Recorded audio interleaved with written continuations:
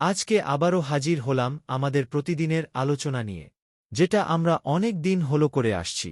তার ধারাবাহিকতায় আজকে আমরা 261 থেকে 270 নং আয়াত পর্যন্ত অনুবাদ করব। তো চলুন শোনে আসি।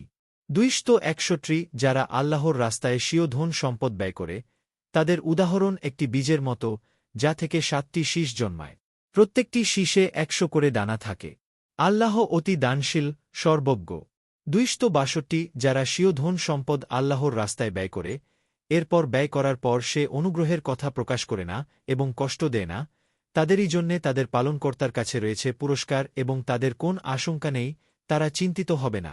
263 নম্র কথা বলে দেয়া এবং ক্ষমা প্রদর্শন করা ওই দান খয়রাত অপেক্ষা উত্তম, যার পরে কষ্ট দেয়া হয়। আল্লাহ তাআলা সম্পদশালী, সহিঞ্চু। 264 হে ঈমানদারগণ, তোমরা অনুগ্রহের কথা প্রকাশ করে এবং কষ্ট দিয়ে নিজেদের দান খয়রাত বরবাদ করো না, সে ব্যক্তির মতো যে নিজের ধনসম্পদ লোক দেখানোর উদ্দেশ্যে ব্যয় করে এবং আল্লাহ ও পরকালের প্রতি বিশ্বাস রাখে না। অতএব এ ব্যক্তির দৃষ্টান্ত একটি মসৃণ পাথরের মতো যার উপর কিছু মাটি পড়েছিল। অতঃপর এর উপর প্রবল বৃষ্টি বর্ষিত হল, অনন্তর তাকে সম্পূর্ণ পরিষ্কার করে দিল। তারা ওই বস্তুর কোনো সওয়াব পায় না, যা তারা উপার্জন করেছে। আল্লাহ কাফের সম্প্রদায়কে পথ প্রদর্শন করেন না।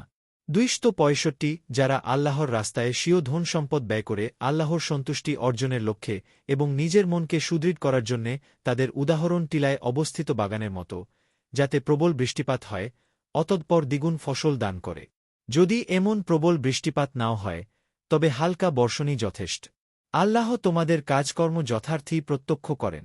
266 তোমাদের কেউ পছন্দ করে যে তার একটি খেজুর ও আঙ্গুরের বাগান হবে, এর তলদেশ দিয়ে নহর প্রবাহিত হবে, আর এতে সর্বপ্রকার ফলফসল থাকবে এবং সে বার্ধক্যে পৌঁছবে, তার দুর্বল সন্তান সন্ততিও থাকবে, এমতাবস্থায় এ বাগানের একটি ঘূর্ণিবাজু আসবে, যাতে আগুন রয়েছে, অনন্তর বাগানটি ভস্মীভূত হয়ে যাবে।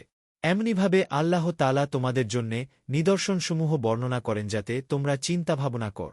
267 হে ঈমানদারগণ, তোমরা স্বীয় উপার্জন থেকে এবং যা আমি তোমাদের জন্যে ভূমি থেকে উৎপন্ন করেছি, তা থেকে উৎকৃষ্ট বস্তু ব্যয় করো এবং তা থেকে নিকৃষ্ট জিনিস ব্যয় করতে মনস্থ করো না, কেননা তা তোমরা কখনো গ্রহণ করবে না, তবে যদি তোমরা চোখ বন্ধ করে নিয়ে নাও। জেনে রেখো, আল্লাহ অভাবমুক্ত, প্রশংসিত। 268 শয়তান তোমাদেরকে অভাব অনটনের ভীতি প্রদর্শন করে এবং অশ্লীলতার আদেশ দেয়। পক্ষান্তরে আল্লাহ তোমাদেরকে নিজের পক্ষ থেকে ক্ষমা ও বেশি অনুগ্রহের ওয়াদা করেন। আল্লাহ প্রাচুর্যময়, সুবিজ্ঞ। 269 তিনি যাকে ইচ্ছা বিশেষ জ্ঞান দান করেন এবং যাকে বিশেষ জ্ঞান দান করা হয়, সে প্রভূত কল্যাণকর বস্তু প্রাপ্ত হয়। উপদেশ তারাই গ্রহণ করে যারা জ্ঞানবান। 270 তোমরা যে খায়রাত বা সদ্ব্যয় করো কিংবা কোনো মানত করো, আল্লাহ নিশ্চয়ই সেসব কিছুই জানেন। অন্যায়কারীদের কোনো সাহায্যকারী নেই। এরকম আরও ভিডিও পেতে চ্যানেলটি সাবস্ক্রাইব করে পাশে থাকা বেল বাটনটি চেপে দিন এবং ফেসবুক পেজটি ফলো দিয়ে পাশে থাকবেন। ধন্যবাদ।